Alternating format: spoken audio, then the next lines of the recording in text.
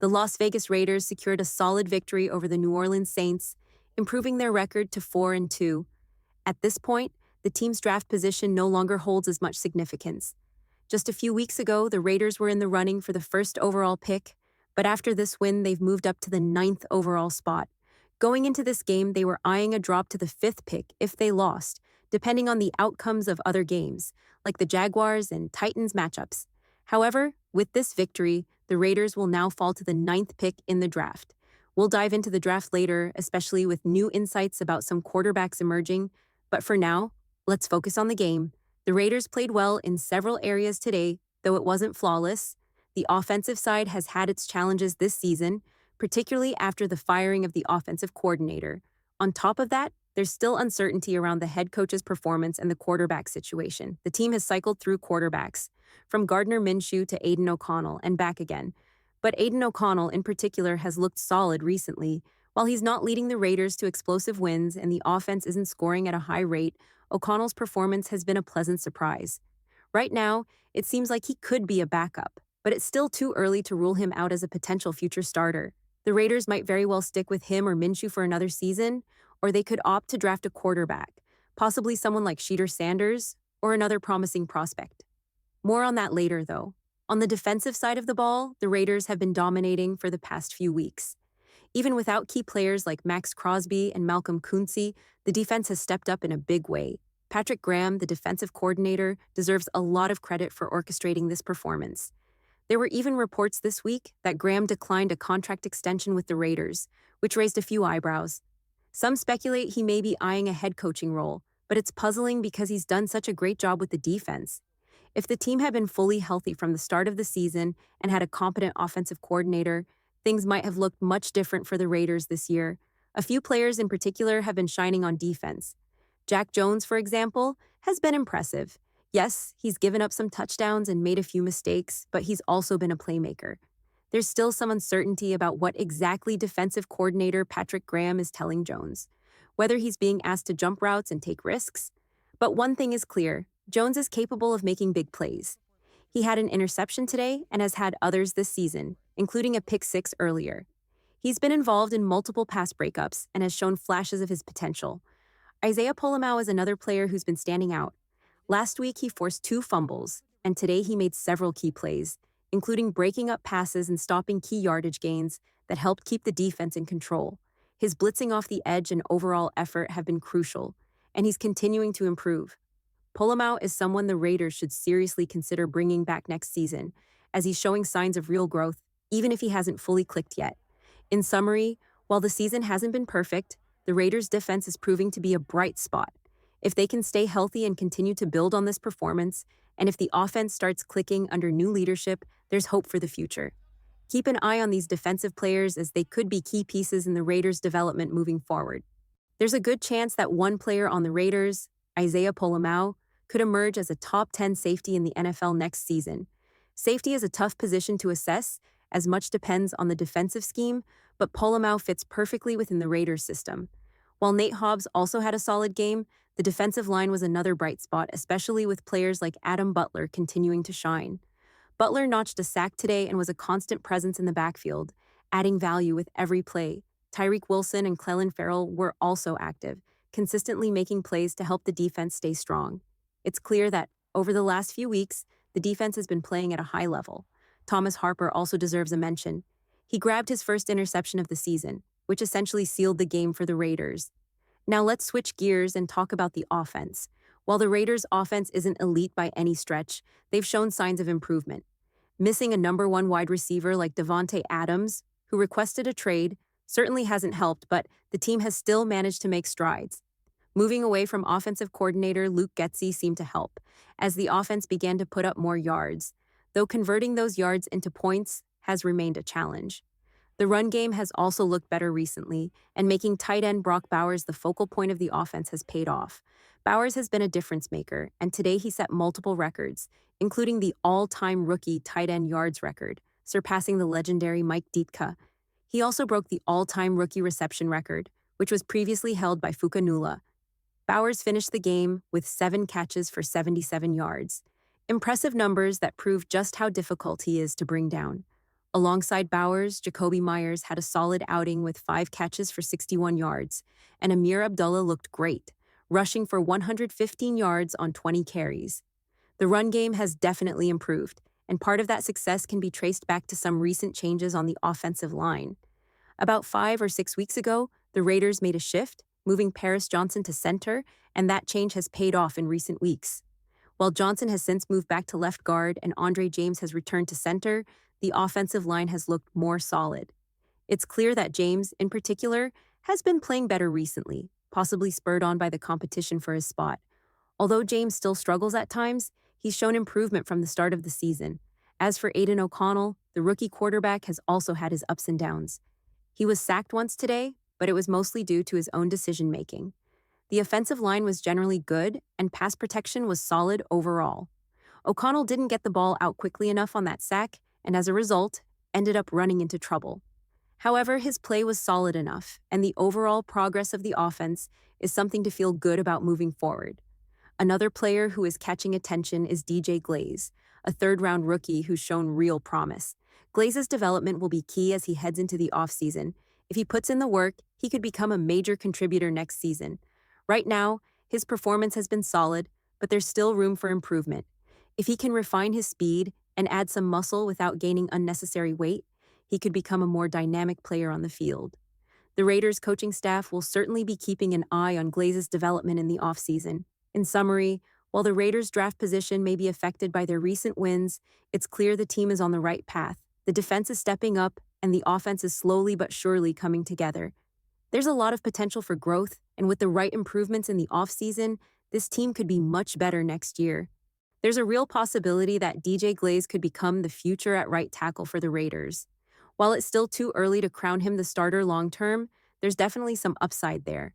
You can see flashes of potential on tape, which is a good sign for a young player. Compare that to a player like Alex Leatherwood, who never really seemed like a good fit at tackle. With Glaze, the upside is clear, but he'll need to continue improving before we can fully trust him in that role. Alongside him, Paris Johnson is looking like a promising player who could become a key part of the Raiders' offensive line moving forward. Both of these young linemen have a chance to be important pieces for the team next year, and it will be exciting to see how they continue to develop. The quarterback situation is still up in the air. Aiden O'Connell has shown some promise, but I'm not entirely sold on him as the future starter. As of now, the Raiders hold the 9th overall pick, so they're in an interesting position. Winning 2 straight games has dropped their draft position from potentially top 5 to 9th, but they still have a chance to make things interesting next week against the Chargers. It might be tempting to just throw in the towel and try to secure a higher draft pick, but it wouldn't hurt to go all out against a team like the Chargers. Why not make it harder for them, especially as the Raiders look to build some momentum going into the offseason? Speaking of O'Connell, he'll have one more opportunity to prove himself next week. If he can have a clean, consistent game like he did today, it will be a big step in showing whether he can be a reliable option for the Raiders moving forward. The offense wasn't perfect today, only scoring 25 points, but it's important to keep in mind that the Raiders still don't have a true number 1 wide receiver, especially after Davante Adams requested a trade. Additionally, while Amir Abdullah has been solid in the backfield, he's not a game changer. He had a good game with 20 carries for 115 yards, but a lot of those yards came thanks to solid blocking from the offensive line. The Raiders' offensive line has really started to come together recently, and with a few more tweaks and improvements, it could be a force next season. The offense also looked better in terms of ball security. No turnovers today, which is a big win. The Raiders played a smart, defensive-oriented game, much like the Chargers have been doing lately. The Chargers aren't putting up massive points, but their defense keeps them in games.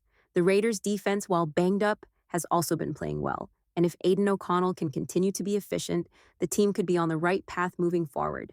As for the quarterback situation in the draft, I think the Raiders should definitely consider going after one of the top quarterbacks available. With the Giants' win today, they've moved down in the draft order, potentially freeing up a spot for the Raiders to trade up. If I were in charge, I'd be looking closely at Cam Ward, who I believe is the best quarterback in this class. I'm not as high on Shedeur Sanders. While he's talented, there are concerns about his ability to perform within structure.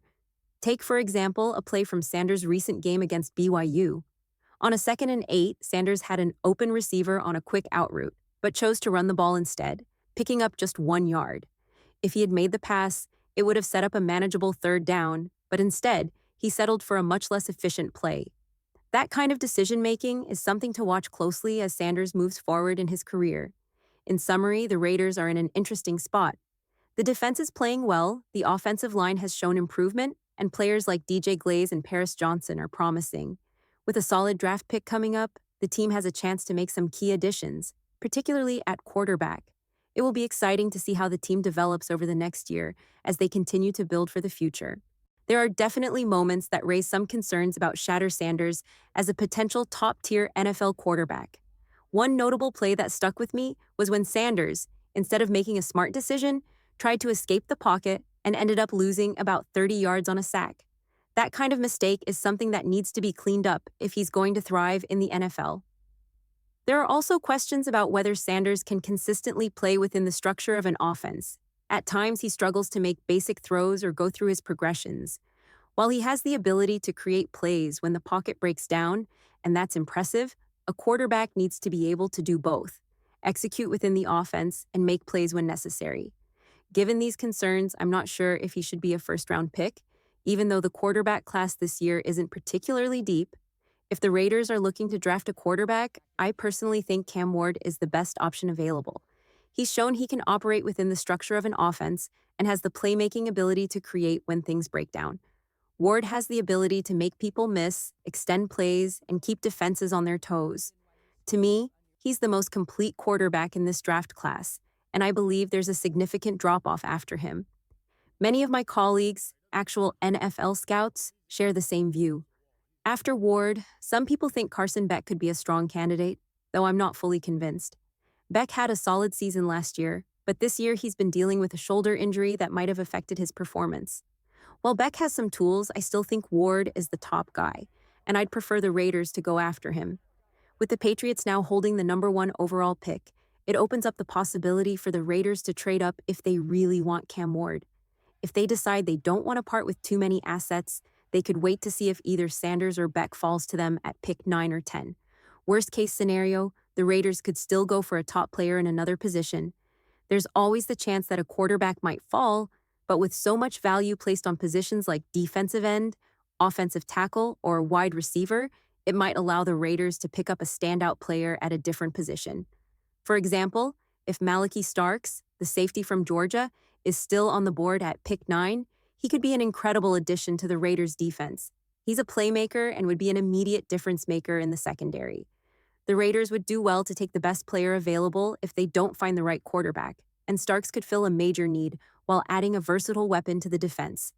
So, while the quarterback position remains a priority, there are still many possible paths the Raiders could take with their first-round pick, depending on how the draft shakes out. Whether they trade up for Ward or stand pat and select the best available player, the Raiders have options that could set them up for success in the long run.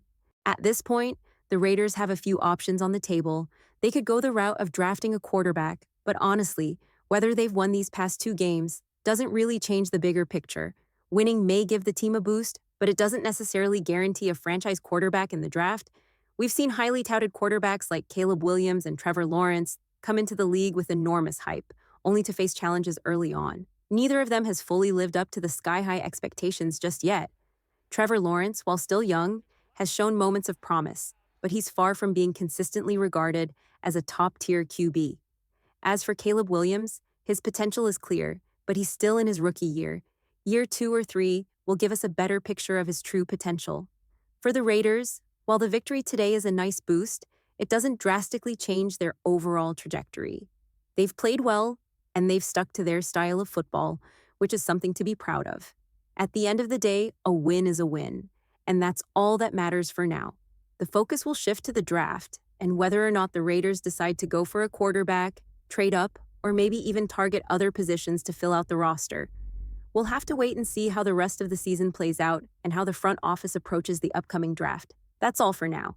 If you enjoyed this breakdown, don't forget to thumbs up and subscribe for more content. I'll see you next time with another video.